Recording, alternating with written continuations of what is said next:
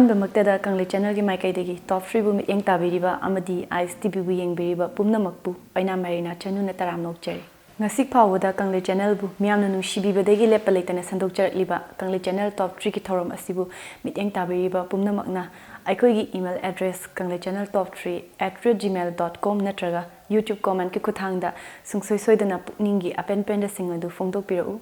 Kanglei channel Top-3 ki thorom asi Manipur film industry amadi inat lining bu awang bathakta pukhatchanaba hotnajaba thorom amani loina aikoigi Manipur film isai amadi music video sing film singda actoriba artist sing khaktanatana back screen da lairiba artist sing busu saktak chaba ngamnaba haiduna puthokchabani. Kanglei channel da yariba music video amadi film isai sing adudagi nimit kunigi manungda fanglakpa views amadi like sing adudagi mathang manaw naina semduna thorom ase thamjabani aduga yamna nungaijaba amana ton wifi na aikoigi channel asibu nungsibibadagi koida suggestion mayam pibire support tawbire yamna nungaijai ton wifi bu thagapa phongdokchari. Ngasi Kanglei channel Top-3 gi kungani thosuba episode asida kari karambe isaina ahanba anishuba amadi ahumsuba mafamda leibage habadu mayam punna khangminadringai gi mamangda chingmi ichilinau singgi oiba koigi haukiba yumja kaisa tarik kunga mangada Christmas kumhai pangthokibaga iroinana ngasi aikoigi anauba sahi lakadoriba ingkumja lising aniga kunda aikoigi lamda maste punna khunda duna leiminariba Kanglei cha khudimakna punna nushinana Chokotpa oiminaba nungai yaifana panba chahi adu oisnu haiduna Kanglei channel gi Meikai degi yaifa thozal pizari. Ngasi Kanglei channel Top-3 gi kungani thosuba episode asida ahanba maktada ahum subam famda kanbangam libe isai adudi 25,155 views amadi 678 likes panglaba isai adudi lomnam wahai.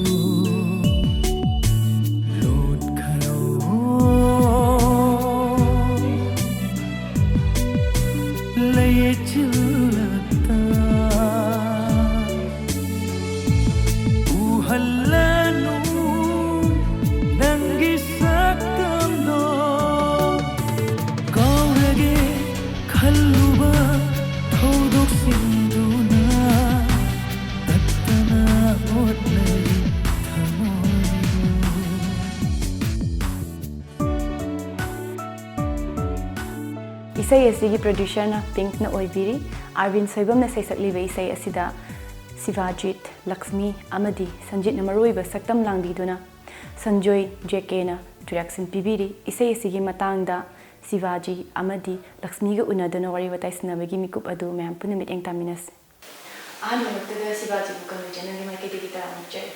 Kanglei channel namadi program bi host obiba Merina su kai mukchai.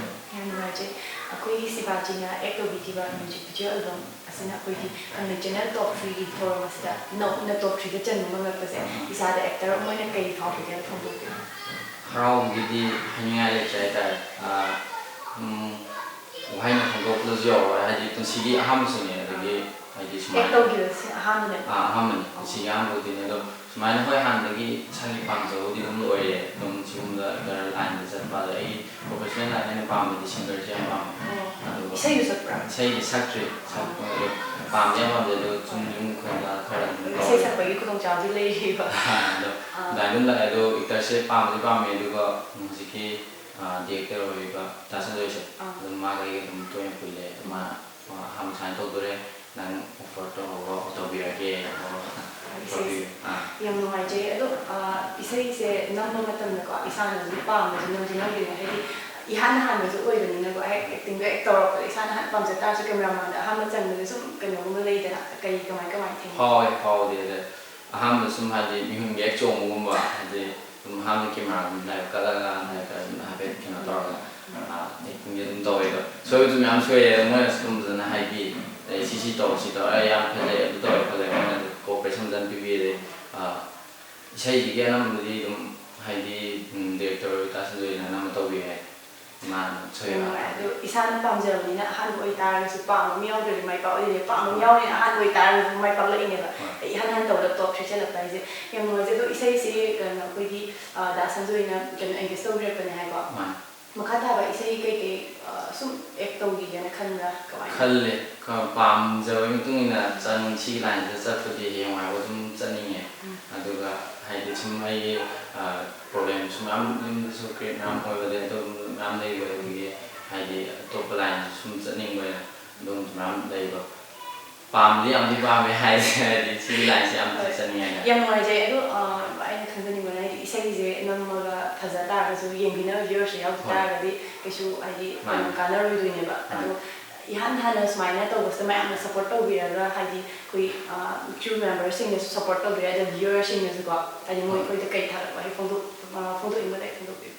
ꯍꯥꯏꯗꯤ ꯐꯣꯡꯗꯣꯛꯅꯤꯡꯕꯒꯤꯗꯤ ꯋꯥꯍꯩꯅ ꯐꯣꯡꯗꯣꯛꯑꯁꯨ ꯀꯥꯟꯅ ꯉꯝꯃꯔꯣꯏ ꯍꯥꯏꯗꯤ ꯑꯩꯅ ꯄꯥꯝꯖꯩ ꯍꯥꯏꯗꯅ ꯁꯤ ꯂꯥꯏꯟꯗ ꯆꯠꯂꯒꯁꯨ ꯃꯣꯏꯅ ꯍꯥꯏꯗꯤ ꯃꯇꯦꯡ ꯄꯥꯡꯕꯤꯗ꯭ꯔꯒꯗꯤ ꯌꯦꯡꯕꯤꯗ꯭ꯔꯒꯗꯤ ꯑꯩꯅ ꯉꯁꯤ ꯌꯧꯔꯤꯕ ꯊꯥꯛꯁꯤ ꯌꯧꯔꯣꯏ ꯑꯩ ꯀꯥ ꯍꯦꯟꯅ ꯃꯃꯥꯡꯗ ꯑꯦꯛꯇꯔ ꯍꯥꯏꯗꯤ ꯀ꯭ꯂꯥꯁ ꯌꯥꯎꯔꯨꯕ ꯅꯠꯇꯦ ꯑꯃ ꯇꯧꯔꯨꯕ ꯅꯠꯇꯦ ꯏꯍꯥꯟ ꯍꯥꯟꯅ ꯍꯥꯏꯗꯤ ꯁꯤ ꯂꯝꯕꯤꯁꯤꯗ ꯈꯣꯡꯗꯥꯔꯛꯄꯅꯦꯕ ꯑꯗ ꯍꯥꯏꯗꯤ ꯑꯩ ꯀꯩꯁꯨ ꯑꯦꯛꯇꯤꯡ ꯍꯩꯕ ꯅꯠꯇꯦ ꯑꯗꯨꯝ ꯏꯌꯥꯝꯕꯗꯨꯅ ꯑꯣꯐꯔ ꯇꯧꯕꯤꯕꯒꯤ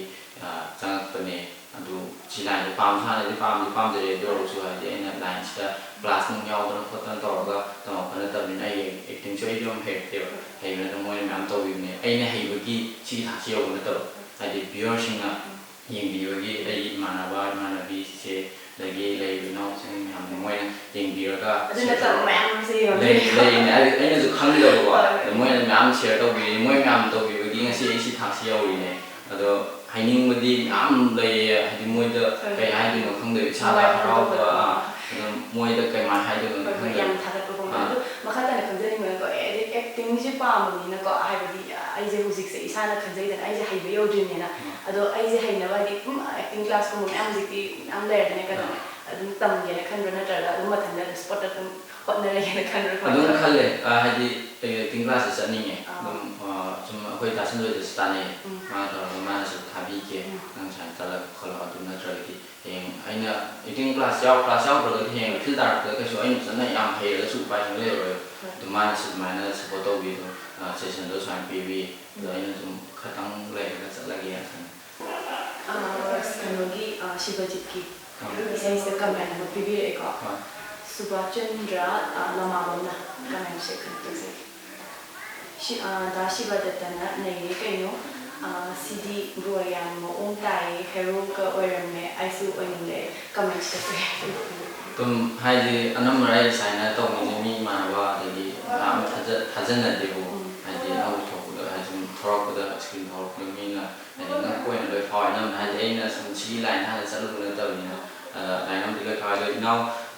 ꯁꯨꯕꯥꯁ ꯂꯃꯥꯕꯝ ꯍꯥꯏꯗꯤ ꯃꯉꯣꯟꯗꯁꯨꯀꯣ ꯍꯥꯏꯗꯤ ꯄꯥꯝꯃꯒꯗꯤ ꯂꯥꯏꯟꯁꯤꯗ ꯑꯗꯨꯝ ꯆꯪꯉꯣ ꯑꯩꯈꯣꯏꯁꯨ ꯍꯥꯏꯗꯤ ꯑꯩꯅ ꯉꯝꯕ ꯑꯣꯏꯔꯁꯨ ꯍꯥꯏꯗꯤ ꯃꯌꯥꯝ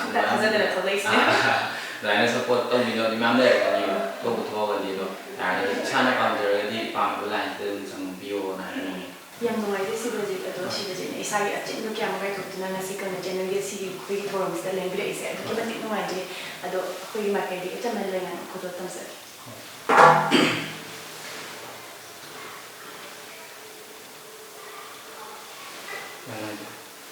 aduga Shivajit ki tungi punchi da su hena afa ko actor mo do duga isai sa ni mo khan se le la afa o singer mo so li wa jina kan chen ne me ke di system se ai jo ko ai isai ni sen bi ba dama ke krisna da ma de gi makeup ta bina de gi das ke ma mo me amna photo bi ga yin si tha si yo se ni do si se ge na sa ko mo se ge duga Kanglei channel busu semaina nova artisting hadi platform review se am ngai se am hau se ha busu ya phong dok se hadi tung ko na sang na si lam se to mo so i ba tan hello ahan mo tara Lakshmi bu Kanglei channel gi me ke di ta mo che Lakshmi na actor bi ki music video album ko gi long na mo hai se si se sina Kanglei channel top 3 gi manung da ko gi top 3 da Nongmaithem no le ni ba se da isa da actor mo ni kai pa ko ta ko ꯑꯩꯒꯤꯗꯤ ꯑꯦꯜꯕꯝꯁꯤꯅ ꯄꯨꯟꯁꯤꯒꯤ ꯑꯍꯥꯟꯕꯁꯨꯅꯦ ꯑꯗꯨꯒ ꯀꯪꯂꯩ ꯆꯦꯅꯦꯜꯗ ꯇꯣꯞ 3ꯗ ꯆꯠꯂꯛꯄꯁꯤ ꯑꯩ ꯌꯥꯝ ꯅꯨꯡꯉꯥꯏꯖꯩ ꯌꯥꯝ ꯍꯔꯥꯎꯕ ꯄꯣꯛꯆꯩ ꯌꯥꯝ ꯅꯨꯡꯉꯥꯏꯖꯩ ꯑꯗꯣ ꯂꯛꯁꯃꯤꯗ ꯁꯤ ꯏꯁꯩꯁꯦ ꯀꯃꯥꯏꯅ ꯇꯧꯔꯒ ꯀꯃꯥꯏꯅ ꯇꯧꯔꯒ ꯀꯣꯟꯇꯦꯛ ꯇꯧꯕꯤꯔꯛꯄꯅꯣ ꯏꯁꯩꯁꯦ ꯅꯪꯅ ꯑꯩꯈꯣꯏꯒꯤ ꯃꯦꯀꯞ ꯃꯦꯟ ꯗꯥ ꯑꯣꯏꯅꯥꯝ ꯁꯤ ꯅꯣꯡꯃ ꯃꯥꯒꯤ ꯁ꯭ꯇꯣꯔꯗ ꯑꯩꯅ ꯆꯠꯂꯒ ꯁꯨꯝ ꯀꯦꯕ ꯈꯣꯠꯄꯒꯤ ꯑꯗꯨꯝ ꯋꯥꯔꯤ ꯁꯥꯟꯅꯕ ꯃꯇꯝꯗ ꯑꯩꯁꯨ ꯑꯦꯛꯇꯔ ꯑꯣꯏꯅꯤꯡꯉꯦ ꯌꯥꯝ ꯀꯨꯝꯅꯤꯡꯉꯦ ꯍꯥꯏꯕ ꯃꯇꯝꯗ ꯑꯗꯨꯗꯤ ꯑꯩꯈꯣꯏ ꯏꯃꯥꯟꯅꯕ ꯁꯨꯃꯥꯏꯅ ꯑꯥꯔꯠꯀꯤ ꯂꯝꯗ ꯆꯪꯕ ꯈꯔ ꯂꯩꯌꯦ ꯃꯣꯏꯁꯨ ꯍꯦꯔꯣꯏꯅꯤ ꯑꯃ ꯄꯥꯝꯃꯦꯅ ꯇꯧꯔꯤꯅꯦ ꯅꯪ ꯀꯨꯝꯃꯒꯦꯔꯥ ꯍꯥꯏꯔꯛꯄ ꯑꯗꯨꯗꯩ ꯍꯣꯏ ꯑꯗꯨꯗꯤ ꯀꯨꯝꯃꯒꯦ ꯇꯧꯔꯒ ꯀꯨꯝꯃꯤꯕ ꯑꯗꯣ ꯏꯁꯥꯅꯁꯨ ꯄꯥꯝꯖꯕꯅꯤꯅꯀꯣ ꯑꯗꯨ ꯃꯤꯅ ꯍꯥꯏꯗꯤ ꯑꯩꯈꯣꯏꯒꯤ ꯀꯨꯝꯅꯕꯒꯤ ꯆꯥꯟꯁ ꯑꯃ ꯄꯤꯕꯤꯔꯛꯑꯦ ꯑꯗꯣ ꯃꯈꯥ ꯇꯥꯅ ꯑꯩꯈꯣꯏꯒꯤ ꯀꯨꯝꯕꯤꯌꯣꯅ ꯑꯩꯒꯤꯁꯨ ꯂꯥꯛꯇꯥꯔꯒꯗꯤ ꯃꯈꯥ ꯇꯥꯅ ꯀꯨꯝꯖꯔꯛꯑꯣ ꯃꯈꯥ ꯇꯥꯅ ꯑꯗꯨꯝ ꯀꯨꯝꯈꯤꯅꯤ ꯑꯗꯨ ꯃꯃꯥꯡꯗꯗꯤ ꯐꯤꯒꯔꯁꯨ ꯌꯥꯝ ꯅꯣꯏ ꯈꯪꯉꯤ ꯏꯁꯥꯅꯁꯨ ꯑꯗꯨ ꯁꯦꯝꯕ ꯂꯩꯍꯧꯗ꯭ꯔꯦ ꯃꯈꯥ ꯇꯥꯕꯗꯤ ꯐꯖꯅ ꯁꯦꯝꯃꯒ ꯐꯖꯅ ꯑꯗꯨꯝ ꯑꯥꯔꯠꯀꯤ ꯂꯝꯁꯤꯗ ꯃꯈꯥ ꯇꯥꯅ ꯀꯨꯝꯒꯦ ꯈꯜꯂꯤ ꯌꯥꯝ ꯅꯨꯡꯉꯥꯏꯖꯩ ꯑꯗꯨꯒ ꯑꯩꯈꯣꯏꯒꯤ ꯂꯛꯁꯃꯤꯅꯅꯦ ꯏꯁꯩꯁꯦ ꯑꯦꯛ ꯇꯧꯈꯤꯕ ꯃꯇꯝꯗ ꯍꯥꯏꯗꯤ ꯏꯁꯩꯁꯦ ꯏꯍꯥꯟ ꯍꯥꯟꯕꯁꯨ ꯑꯣꯏꯔꯤꯗꯅ ꯑꯗꯨꯒ ꯍꯥꯟꯅꯁꯨ ꯑꯦꯛ ꯇꯧꯔꯛꯄ ꯅꯠꯇ꯭ꯔꯤ ꯍꯥꯏꯗꯅ ꯑꯍꯥꯟꯕꯁꯨ ꯑꯣꯏꯔꯤꯅꯤꯅ ꯑꯩꯈꯣꯏꯒꯤ ꯑꯦꯛ ꯇꯧꯕ ꯃꯇꯝꯗ ꯊꯦꯡꯅꯈꯤꯕ ꯑꯋꯥ ꯅꯨꯡꯉꯥꯏ ꯃꯌꯥꯝꯁꯨ ꯂꯩꯔꯝꯃꯤꯗꯅ ꯀꯃꯥꯏꯅ ꯇꯧꯒꯦ ꯈꯪꯗꯣꯛꯄꯤꯁꯦ ꯑꯍꯥꯟꯕ ꯑꯣꯏ ꯑꯗꯨ ꯀꯩꯅꯣ ꯑꯋꯥꯕꯗꯤ ꯌꯥꯝ ꯌꯥꯎꯗ꯭ꯔꯦ ꯍꯥꯏꯗꯤ ꯑꯍꯥꯟꯕꯁꯨ ꯑꯣꯏꯕꯅꯤ나 ꯑꯩꯈꯣꯏꯒꯤ ꯗꯥꯏꯔꯦꯛꯇꯔ ꯗꯥꯁꯟ ꯑꯣꯏꯅ ꯌꯥꯝ ꯂꯥꯏꯅ ꯌꯥꯝ ꯅꯨꯡꯉꯥꯏꯅ ꯇꯧꯍꯟꯈꯤ ꯇꯦꯛꯅꯤꯛꯁꯦꯀꯣ ꯑꯩꯈꯣꯏꯅ ꯉꯝꯕ ꯄꯨꯕ ꯉꯝꯒꯗꯕ ꯃꯑꯣꯡꯗ ꯌꯥꯝ ꯅꯨꯡꯉꯥꯏꯖꯩ ꯑꯗꯣ ꯏꯁꯩꯁꯦ ꯃꯥꯏ ꯄꯥꯛꯂꯛꯄꯗ ꯏꯁꯩꯁꯤꯒꯤ ꯀꯩ ꯍꯥꯏꯇꯥꯔꯦ ꯚꯤꯌꯔꯁꯤꯡ ꯐꯦꯟꯁꯤꯡꯗ ꯀꯩ ꯊꯥꯒꯠꯄ ꯌꯥꯝ ꯐꯣꯡꯗꯣꯛꯅꯤꯡꯕ ꯂꯩꯒꯦ ꯑꯩꯕꯨ ꯅꯨꯡꯁꯤꯕꯤꯗꯨꯅ ꯌꯦꯡꯕꯤꯔꯤꯕ ꯏꯌꯥꯝꯕ ꯑꯃꯗꯤ ꯆꯤꯆꯦ ꯍꯣꯏ ꯑꯗꯨꯒ ꯗꯥ ꯍꯣꯏ ꯑꯗꯨꯒ ꯗꯥꯏꯔꯦꯛꯇꯔ ꯗꯥ ꯁꯟꯖꯣꯏ ꯀꯦꯃꯦꯔꯥꯃꯦꯟ ꯗꯥ SK ꯃꯦꯀꯞ ꯃꯦꯟ ꯗꯥ ꯀꯣꯏꯅꯥꯎ ꯑꯗꯨꯒ ꯑꯩꯒ ꯑꯦꯛ ꯇꯧꯃꯤꯟꯅꯔꯤꯕ ꯗꯥ ꯁꯤꯕꯥꯖꯤꯠ ꯗꯥ ꯁꯟꯖꯤꯠ ꯃꯣꯏ ꯂꯣꯏ ꯑꯩꯅ ꯊꯥꯒꯠꯄ ꯐꯣꯡꯗꯣꯛꯆꯩ ꯌꯥꯝ ꯅꯨꯡꯉꯥꯏꯖꯩ ꯑꯗꯣ ꯏꯁꯥꯒꯤ ꯑꯆꯤꯟꯕ ꯀꯌꯥ ꯑꯃ ꯀꯥꯏꯊꯣꯛꯄꯤꯗꯨꯅ ꯑꯩꯈꯣꯏꯒꯤ ꯀꯪꯂꯩ ꯆꯥꯟꯅꯒꯤ ꯁ꯭ꯇꯨꯗꯤꯑꯣꯗ ꯈꯔ ꯂꯦꯡꯖꯟꯕꯤꯔꯛꯄꯁꯦ ꯌꯥꯝ ꯅꯨꯡꯉꯥꯏꯖꯩ ꯑꯆꯝꯕꯅ ꯌꯥꯝ ꯈꯨꯗꯣꯜ ꯇꯝꯖꯔꯤꯀꯣ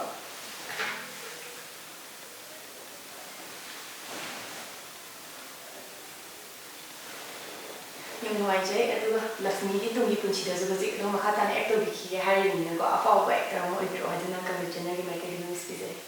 ꯀꯪꯂꯩ ꯆꯦꯅꯦꯜꯕꯨꯁꯨ ꯃꯇꯝ ꯁꯥꯡꯅ ꯃꯤꯌꯥꯝꯒꯤ ꯁꯦꯕꯥ ꯇꯧꯕ ꯉꯝꯕ ꯑꯣꯏꯕꯤꯌꯨ ꯌꯥꯝ ꯅꯨꯡꯉꯥꯏꯖꯩ ꯃꯈꯥ ꯆꯠꯊꯖꯔꯛꯄ ꯑꯣꯏꯅ ꯑꯅꯤꯁꯨꯕ ꯃꯐꯝꯗ ꯂꯩꯔꯤꯕ ꯏꯁꯩ ꯑꯗꯨ ꯃꯌꯥꯝꯗ ꯑꯃꯨꯛ ꯈꯪꯍꯟꯖꯒꯦ ꯏꯁꯩ ꯑꯗꯨꯗꯤ 48,897 views ꯑꯃꯗꯤ 985 likes ꯐꯪꯂꯕ ꯏꯁꯩ ꯑꯗꯨꯗꯤ ꯁꯅꯥ ꯀꯩꯊꯦꯜ खंखारे कोरौ मायुम जंखरे खंगैथेल काखीबा इमानंदी हलती इमानंदी हलती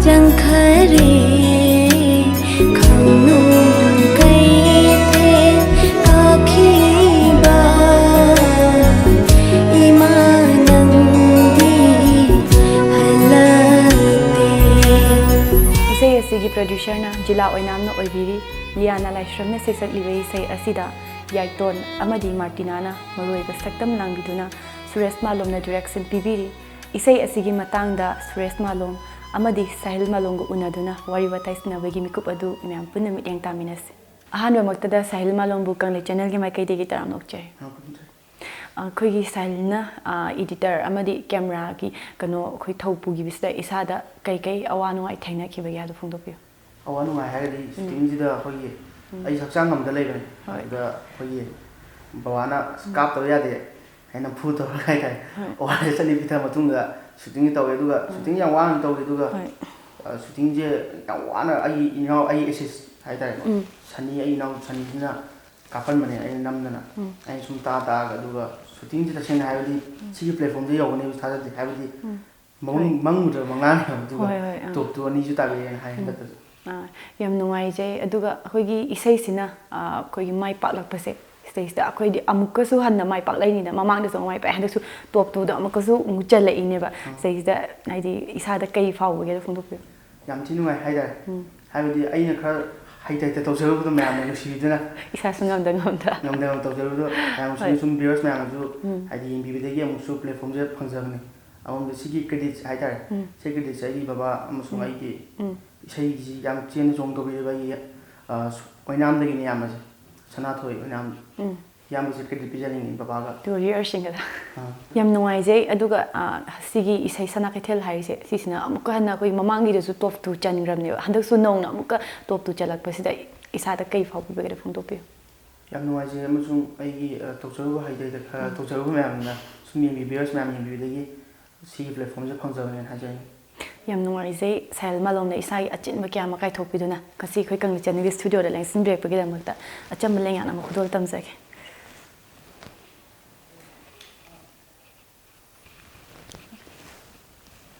Sahil gi tungi punsida hena afawa miyam ne na sakhangna ba camera editor ama oibio haiduna Kanglei channel gi ma kai digi vis tawjare Kanglei channel mu thar phung do sare ahanu makta da Suresh Malom bu Kanglei channel gi ma kai digi tar nok jare akoigi ozana direction PB ki ba sana kai tel hani ming thon ba isai sina mamangi Kanglei channel top 3 gi thorom da su top 2 dong chalai ko adu handak su amuk top 2 da chalak pada ai director mo oine isa da kai faw ge da phung top pi ai ngon da faw je ma se khoi YouTube ki video sing gi ma ke di ju amona khoi bu si bi bagi da artist mu si bagi ta ba ni na khanjai masida amuk ta ra mo ina nongai ba faw je hai ta yam nuai je aduga director mo oina ko stage da khoigi isai ji gi credit hai tare ko mai pa lak pase si kana da PB ning bai masi credit pinning ba je ai dum hojiki sai sai angang je magi di ma mane ma na yamba ai ngon da lan sambira ko ne anna sai je magi support gi ne hai tare sai na ga de mo ndo ne credit pinning yam nuai je aduduga akoigi isai se sisigi kai haini nunggi oiba wakhalan thim je mayam da khasitang phongtopi mase nunggi je asagi macha amabu haidi sen sabda arang arak ta ngau da ba oeni haidi nupi amagi pusi je aduga ngasagi icha ama lehoraga pictureize oen uchari bato ngasagi mama ama da feel fawi wa bane haibidi macha humbo ma mayum pan gi ba jingje haidi swaina na cha je swaina leho ba swaina leho yeduna kai tare aina message on pinning bai tare to bigano ana man pinning bai tare ojagi isai sida comment ama lokhachage ko Kiran mai bamna sumna haibe comment se yam phajai ko za haibadi aina kaigumba ma tawra phattaba saraju mina saura di aphaba saraju minu siade yarabane bo potto adu manas maina haibe kiran mai bamna kari su khangdaba khangjadaba nawa sida asuk nongna chaina khangi ba mama nang afaba mama nate nupa yamna pamba nang kaisu afabi oiroi ko hai sai si comments that ozara kai fawe ma sai aina haijau sai gi mayum pan ga mama mayum pan ga kan sai gi macha do le hoi ba pusi ni yum thang na ba gi mo na otna to ba me to adu gi feel do ai ayu complete wara kan da isa do ayu kai ta mai da mu fawe aduna mayam si bi de gi muksu ꯁꯤꯒꯤ ꯃꯈꯥ ꯋꯥꯔꯤ ꯆꯠꯊꯒꯦꯅ ꯑꯃ ꯑꯩꯈꯣꯏ ꯏꯁꯩꯁꯦ ꯃꯈꯥꯃꯨꯛ ꯅꯝꯖꯕ ꯋꯥꯔꯤ ꯄꯔꯤꯡ ꯑꯣꯏꯅ ꯅꯝꯕ ꯍꯧꯈꯤꯗꯣꯔꯦ ꯍꯣꯏ ꯌꯥꯝ ꯅꯨꯡꯉꯥꯏꯖꯩ ꯑꯗꯣ ꯃꯊꯪꯒꯤ ꯂꯥꯛꯀꯗꯧꯔꯤꯕ ꯄ꯭ꯔꯣꯖꯦꯛꯇꯨꯗꯁꯨꯀꯣ ꯃꯌꯥꯝꯅ ꯁꯞꯄꯣꯔꯠ ꯇꯧꯕꯤꯌꯨ ꯑꯣꯖꯥ ꯃꯥꯏ ꯄꯥꯛꯄ ꯑꯣꯏꯕꯤꯌꯣꯅ ꯍꯥꯏꯖꯒꯦ ꯑꯗꯨꯒ ꯉꯁꯤ ꯑꯣꯖꯥꯅ ꯏꯁꯥꯒꯤ ꯑꯆꯤꯟꯕ ꯀꯌꯥ ꯑꯃ ꯀꯥꯏꯊꯣꯛꯄꯤꯗꯨꯅ ꯑꯩꯈꯣꯏꯒꯤ ꯁ꯭ꯇꯨꯗꯤꯑꯣꯗ ꯂꯦꯡꯁꯤꯟꯕꯤꯔꯛꯄꯁꯦ ꯌꯥꯝ ꯅꯨꯡꯉꯥꯏꯖꯩ ꯑꯆꯝꯕ ꯂꯦꯡꯌꯥꯟ ꯑꯃ ꯈꯨꯗꯣꯜ ꯇꯝꯖꯒꯦ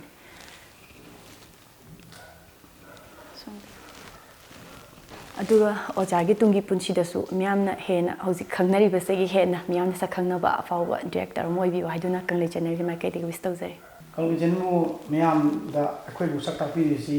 ꯁꯤꯗꯒꯤ ꯑꯃꯨꯛꯀ ꯍꯦꯟꯅ ꯃꯥꯏ ꯄꯥꯛꯄ ꯑꯣꯏꯕꯤꯌꯨꯅ ꯑꯩꯅ ꯍꯥꯏꯖꯔꯤ ꯍꯧꯖꯤꯛ ꯑꯍꯨꯝꯁꯨꯕ ꯑꯃꯗꯤ ꯑꯅꯤꯁꯨꯕ ꯃꯐꯝꯗ ꯂꯩꯕ ꯏꯁꯩ ꯑꯗꯨ ꯃꯌꯥꯝ ꯄꯨꯟꯅ ꯈꯪꯃꯤꯟꯅꯈ꯭ꯔꯕꯒꯤ ꯃꯇꯨꯡꯗ ꯃꯌꯥꯝꯅ ꯈꯧꯔꯥꯡꯅ ꯉꯥꯏꯗꯨꯅ ꯂꯩꯔꯤꯕ ꯑꯍꯥꯟꯕ ꯃꯐꯝꯗ ꯂꯩꯔꯤꯕ ꯏꯁꯩ ꯑꯗꯨ ꯃꯌꯥꯝꯗ ꯈꯪꯍꯟꯖꯅꯕ ꯇꯥꯟꯖꯥ ꯑꯗꯨ ꯌꯧꯁꯤꯟꯖꯔꯛꯂꯦ ꯉꯁꯤ ꯀꯪꯂꯩ ꯆꯦꯅꯦꯜ ꯇꯣꯞ 3ꯒꯤ ꯑꯍꯥꯟꯕ ꯃꯐꯝꯗ ꯀꯟꯕ ꯉꯝꯂꯤꯕ ꯏꯁꯩ ꯑꯗꯨ ꯃꯌꯥꯝꯗ ꯈꯪꯍꯟꯖꯒꯦ 1,32,542 ꯚ꯭ꯌꯨꯁ ꯑꯃꯗꯤ 5,358 ꯂꯥꯏꯛꯁ ꯐꯪꯂꯕ ꯏꯁꯩ ꯑꯗꯨꯗꯤ ꯈꯜꯂꯨꯗ ꯈꯜꯂꯨꯗ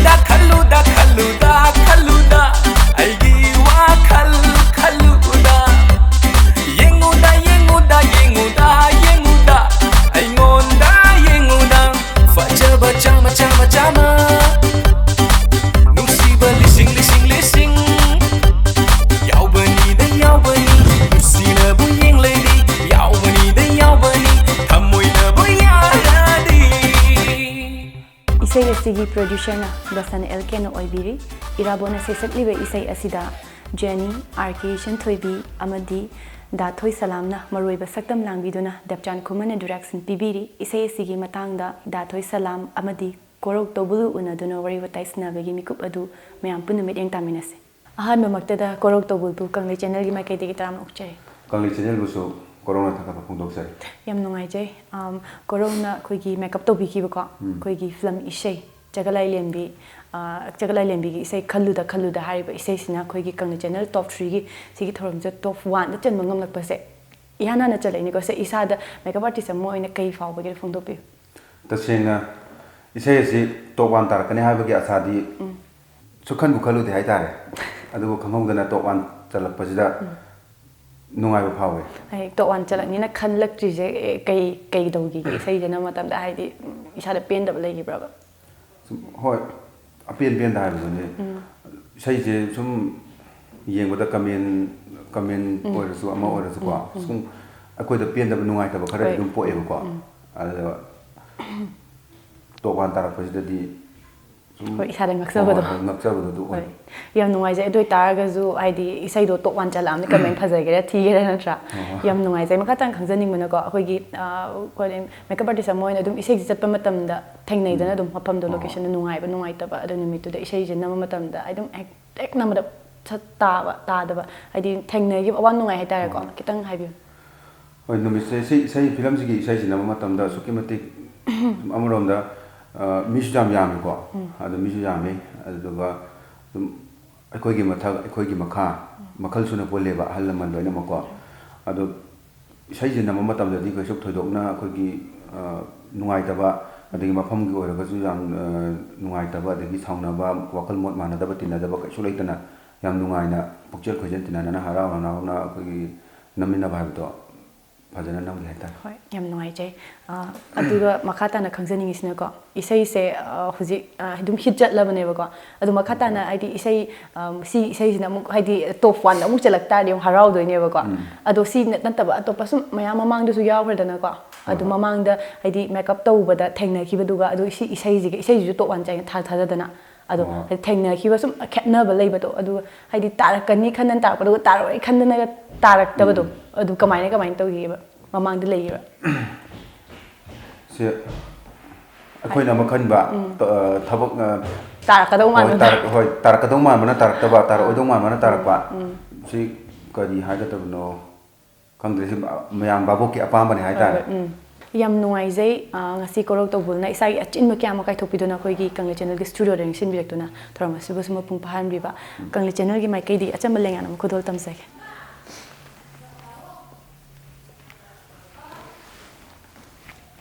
ꯑꯗꯨꯒ ꯀꯣꯔꯧꯒꯤ ꯇꯨꯡꯒꯤ ꯄꯨꯟꯁꯤꯗꯁꯨ ꯍꯦꯟꯅ ꯃꯤꯌꯥꯝꯅ ꯁꯛꯈꯪꯕ ꯑꯐꯥꯎꯕ ꯃꯦꯀꯞ ꯑꯥꯔꯇꯤꯁ ꯑꯃ ꯑꯣꯏꯕꯤꯌꯨ ꯍꯥꯏꯗꯨꯅ ꯀꯪꯂꯩ ꯆꯦꯅꯦꯜꯒꯤ ꯃꯥꯏꯀꯩꯗꯒꯤ ꯋꯤꯁ ꯇꯧꯖꯔꯤ ꯀꯪꯂꯩ ꯆꯦꯅꯦꯜꯕꯨ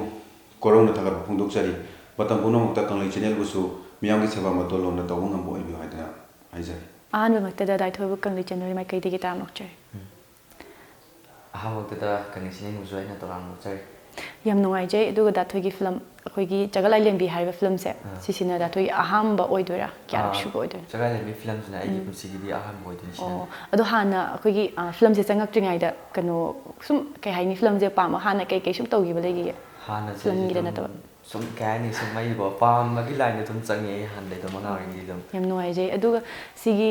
ꯆꯒꯠꯂꯥꯏꯂꯦꯝꯕꯤ ꯍꯥꯏꯔꯤꯕ ꯐꯤꯂꯝꯁꯤꯒꯤ ꯏꯁꯩ ꯑꯩꯈꯣꯏꯒꯤ ꯈꯜꯂꯨꯗ ꯍꯥꯏꯔꯤꯕ ꯏꯁꯩꯁꯤꯅ ꯃꯥꯏ ꯄꯥꯛꯂꯛꯄ ꯃꯇꯝꯗ ꯏꯁꯥꯗ ꯑꯦꯛꯇꯔ ꯑꯃ ꯑꯣꯏꯅ ꯀꯩ ꯐꯥꯎꯕꯒꯦ ꯃꯥꯏ ꯄꯥꯛꯂꯛꯄꯁꯦ ꯑꯩ ꯏꯁꯥꯗ ꯀꯩ ꯍꯥꯏꯅꯤ ꯌꯥꯝ ꯊꯥꯖꯗꯅ ꯀꯩ ꯍꯥꯏꯅꯤꯀꯣ ꯌꯥꯝ ꯊꯥꯖꯗꯅ ꯁꯨꯃꯥꯏꯅ ꯑꯣꯏꯔꯛꯀꯅꯤ ꯀꯥꯏꯗꯣ ꯑꯩꯉꯣꯟꯗ ꯊꯥꯖꯗꯕꯗꯣ ꯁꯨꯃꯥꯏꯅ ꯑꯣꯏꯔꯛꯀꯅꯤ ꯀꯥꯏꯗꯣ ꯑꯩꯉꯣꯟda ꯌꯥꯝ ꯍꯔꯥꯎꯕ ꯍꯥꯏꯇꯥꯔꯦ ꯌꯥꯝꯅ ꯑꯦꯛꯁꯥꯏꯇꯦड ꯑꯣꯏꯕ ꯑꯃ ꯑꯩꯉꯣꯟꯗ ꯌꯥꯝ ꯅꯨꯡꯉꯥꯏꯖꯩ ꯑꯗꯣ ꯐꯤꯂꯝ ꯑꯁꯤꯒꯤ ꯆꯒꯠꯂꯥꯏꯂꯦꯝꯕꯤ ꯍꯥꯏꯕ ꯐꯤꯂꯝꯁꯦ ꯇꯪꯈꯥꯏ ꯑꯃ ꯃꯥꯏ ꯄꯥꯛꯑꯦꯅ ꯂꯧꯕ ꯌꯥꯏ ꯍꯥꯏꯕꯗꯤ ꯏꯁꯩꯁꯦ ꯊꯥꯗꯣꯔꯛꯄꯗ ꯍꯧꯖꯤꯛ ꯇꯣꯞ 1 ꯆꯠꯂꯦ ꯃꯌꯥꯝꯅ ꯍꯦꯟꯅ ꯄꯥꯝꯅꯕ ꯑꯃ ꯑꯣꯏꯔꯦꯗꯅ ꯑꯗꯣ ꯑꯩꯈꯣꯏꯒꯤ ꯀꯩ ꯍꯥꯏꯅꯤ ꯐꯤꯂꯝꯁꯦ ꯃꯌꯥꯝꯅꯁꯨ ꯑꯗꯨꯝ ꯌꯦꯡꯕꯗ ꯅꯨꯡꯁꯨ ꯅꯨꯡꯉꯥꯏꯒꯗꯧ ꯃꯥꯜꯂꯦ ꯍꯥꯏꯕꯗꯤ ꯃꯃꯤꯡꯁꯦ ꯆꯒꯠꯂꯥꯏꯂꯦꯝꯕꯤ ꯍꯥꯏꯔꯒ ꯑꯗꯨꯝ ꯌꯦꯡꯕꯗꯁꯨ ꯏꯁꯩꯗꯨꯁꯨ ꯃꯌꯥꯝ ꯅꯨꯡꯉꯥꯏ ꯍꯥꯏꯗꯤ ꯌꯥꯝꯅ ꯀꯩ ꯍꯥꯏꯅꯤ ꯍꯧꯖꯤꯛ ꯍꯧꯔꯛꯏꯕ ꯃꯌꯥꯝꯁꯦ ꯑꯗꯨꯝ ꯈꯔ ꯆꯒꯠꯅꯕ ꯃꯌꯥꯝ ꯂꯥꯡꯕ ꯍꯥꯏꯁꯦ ꯃꯌꯥꯝ ꯑꯗꯨꯝ ꯄꯥꯝꯃꯤꯗꯅ ꯅꯍꯥꯁꯤꯡꯅꯁꯨ ꯍꯦꯟꯅ ꯄꯥꯝꯅꯅꯤ ꯑꯗꯣ ꯑꯩꯈꯣꯏꯒꯤ ꯐꯤꯂꯝꯁꯦ ꯆꯥꯎꯔꯥꯛꯄ ꯑꯃꯗꯤ ꯁꯨꯝ ꯏꯁꯩꯗꯨ ꯌꯦꯡꯕ ꯃꯇꯝꯗ ꯑꯩꯈꯣꯏꯒꯤ ꯈꯪꯕ ꯉꯝꯕꯒꯤ ꯄꯣꯠꯇꯣ ꯑꯣꯏꯗ꯭ꯔꯤꯕꯀꯣ ꯅꯨꯡꯗꯤ ꯅꯨꯡꯉꯥꯏꯗꯧ ꯃꯥꯜꯂꯦ ꯃꯃꯤꯡꯒ ꯇꯥꯕꯗ ꯑꯗꯣ ꯁꯨꯝ ꯚ꯭ꯌꯨꯋꯔꯁꯤꯡꯗ ꯍꯥꯏꯗꯤ ꯑꯩꯈꯣꯏꯒꯤ ꯐꯤꯂꯝꯁꯦ ꯔꯤꯂꯤꯁ ꯇꯧꯗꯧꯔꯕꯅꯤꯅꯀꯣ ꯍꯥꯏꯗꯤ ꯇꯧꯗꯧꯔꯦ ꯍꯥꯏꯗꯅ ꯑꯗꯨꯅ ꯁꯨꯝ ꯃꯌꯥꯝꯗ ꯌꯦꯡꯅꯤꯡꯅꯕ ꯐꯤꯂꯝꯁꯦ ꯃꯌꯥꯝꯗ ꯀꯩ ꯍꯥꯏꯅꯤ ꯁꯨꯝ ꯀꯩ ꯍꯥꯏꯅꯤ ꯌꯦꯡꯅꯤꯡꯅꯕꯒꯤꯗꯃꯛꯇ ꯋꯥꯔꯤꯁꯦ ꯃꯇꯦꯛ ꯑꯃꯇꯪ ꯁꯨꯝ ꯁꯝꯂꯞꯄ ꯋꯥꯔꯤꯗꯣ ꯃꯇꯦꯛ ꯑꯃꯇꯪ ꯐꯤꯂꯝꯁꯤꯒꯤ ꯑꯣꯏꯅ ꯍꯥꯏꯔꯒꯗꯤ ꯌꯥꯝ ꯅꯨꯡꯉꯥꯏꯕ ꯃꯇꯦꯛ ꯑꯃꯗꯤ ꯌꯥꯎꯔꯦ ꯑꯩꯅ ꯁꯨꯝ ꯏꯁꯥꯗ ꯑꯩꯅ ꯇꯧꯔꯛꯄꯗꯨ ꯃꯇꯦꯛ ꯌꯥꯝ ꯅꯨꯡꯉꯥꯏꯕ ꯑꯃꯗꯤ ꯌꯥꯎꯋꯦ ꯑꯗꯨꯒꯤ ꯃꯇꯥꯡꯗꯣ ꯑꯩ ꯃꯌꯥꯝꯗ ꯂꯤꯖꯒꯦ ꯃꯇꯥꯡꯁꯦ ꯀꯩ ꯍꯥꯏꯅꯤ ꯑꯩꯈꯣꯏꯒꯤ ꯐꯥꯁ ꯐꯨꯗꯇ ꯍꯥꯏꯇꯥꯔꯦꯀꯣ ꯐꯥꯁ ꯐꯨꯗꯇ ꯑꯆꯥꯄꯣꯠ ꯆꯥꯕꯒꯤ ꯃꯇꯥꯡ ꯑꯣꯏꯕ ꯌꯥꯝꯅ ꯀꯩ ꯍꯥꯏꯅꯤ ꯃꯤꯅ ꯍꯦꯛ ꯌꯦꯡꯕꯗꯅ ꯍꯪꯒꯣꯏꯕ ꯐꯥꯎꯋꯦ ꯑꯩꯈꯣꯏꯒꯤ ꯏꯁꯥꯗ ꯌꯥꯝ ꯅꯨꯡꯉꯥꯏꯕ ꯑꯃ ꯐꯥꯎꯈꯤ ꯑꯗꯨꯒꯤ ꯃꯇꯥꯡꯗꯨꯃꯗꯤ ꯃꯥꯏ ꯃꯤꯠꯇꯒ ꯄꯨꯂꯞ ꯇꯩꯔꯒ ꯕꯔꯒꯔ ꯆꯥꯕ ꯍꯩꯇꯕꯒꯤ ꯑꯩꯈꯣꯏꯒꯤ ꯑꯗꯨꯒꯨꯝꯕ ꯌꯥꯎꯈꯤꯕ ꯍꯥꯏꯇꯥꯔꯦ ꯑꯗꯨꯒꯤ ꯃꯇꯥꯡꯗꯨꯃꯅ ꯑꯩꯉꯣꯟꯗ ꯌꯥꯝ ꯅꯨꯡꯉꯥꯏꯕ ꯑꯃ ꯐꯥꯎꯈꯤ ꯃꯤꯅ ꯌꯦꯡꯕꯗꯁꯨ ꯈꯤꯇꯪ ꯅꯨꯡꯉꯥꯏꯕ ꯑꯃ ꯍꯥꯏꯇꯥꯔꯦꯀꯣ ꯃꯤꯅ ꯌꯦꯡꯕꯗ ꯅꯣꯛꯄ ꯑꯃ ꯈꯤꯇꯪ ꯐꯥꯎꯗ꯭ꯔꯥ ꯑꯗꯨꯃꯥꯏꯅꯁꯨ ꯑꯩ ꯈꯟꯖꯩ ꯑꯗꯨꯒꯤ ꯃꯇꯥꯡꯗ ꯌꯥꯝ ꯅꯨꯡꯉꯥꯏꯖꯩ ꯑꯗꯨꯝ ꯋꯥꯔꯤꯁꯦ ꯂꯤꯅ ꯑꯗꯨꯝ ꯅꯨꯡꯉꯥꯏꯕꯁꯨ ꯍꯧꯔꯦ ꯑꯗꯨ ꯐꯤꯂꯝꯁꯤꯗ ꯆꯒꯠꯂꯥꯏꯂꯦꯝꯕꯤ ꯍꯥꯏꯁꯦ Chaklai Lembi as a Nupi Maming never. Are they the films it Chaklai Lembi as a cana or do you know going to work? Masidi is my tone, hiding it. I must see the high doctor again among the go. I film join a release store, but I got a cinema plum and ying down the scene. Yam, no, I say. Kogi isai koi film je isai snatan isai album atopa ke ke amta tawdri ko atopa amadi tawre je somaga ma tawre to oh adu isai siga adu si film jiga na kano oidoine ba ko han oidoine ba adu itar jo haidi isai ama puwaga adu film ama plap mapum purak pasiga khatang di khetnei ko habadi adu da sum thengnarak ba ai film isai ama khak nataba film da plap purai ni ne ko myam thengnarangani awa boi tar nungai boi tar ko myam de kitang share to bi haidi awabadi yam tik thengnare haidi some shooting ama to bai sudum wab dum yor do bani amra to haidi myam plap tong nar pinina myam di mota dam share do tom ne to ge share body do adegi dum awabadi myam thengna hai tar yam nungai je aduga khoi gi isai se khoi gi kano to bi ba yeng bi viewers sing da ko kai thagat bai phongdok ning ba ge do phongdok pi ai मैम से नाइजर गदी ai मैम दा से नाइजर गदी ai हनकी हामबा ai हामबा ओइना ai हनकी चगला गनी फिल्म सिदा मैम बसु ai दम कोइ गी लेगी पुनमकी दम त मैम बसु मियंग ताबियो अदि मैम बसु मते पांबियो अदि मथक मैम बसु सपोर्ट तौबी अदना हाइजर yam nungai je ngasi isagi achinba kya ama kai thopidana da thoina ngasi khoi gi studio de lengsin birak pa je khoi gi mai kai de acham lenga nam kodol tam je chumta yanke aduga da thoi gi tungi punchi da su afauba actor mu obiyo haiduna Kanglei channel gi mai kai de gi stau jare ngasi Kanglei channel gi thoram asi mayam gi pukni na pen biri bra kari kamdau biri ge habadu aikoi gi email address Kanglei channel top3@gmail.com natraga YouTube comment ki kuthang da sungsui soidana phongdok pirau mathang gi episode ki damakta anobi isai amadi nungai ba mapau kaya ga loinana mayam da mukusi na sage ngasi gi asigum da pungpham asida mayam punna mit eng ta duna na biram ngasi gi oina di Kanglei channel la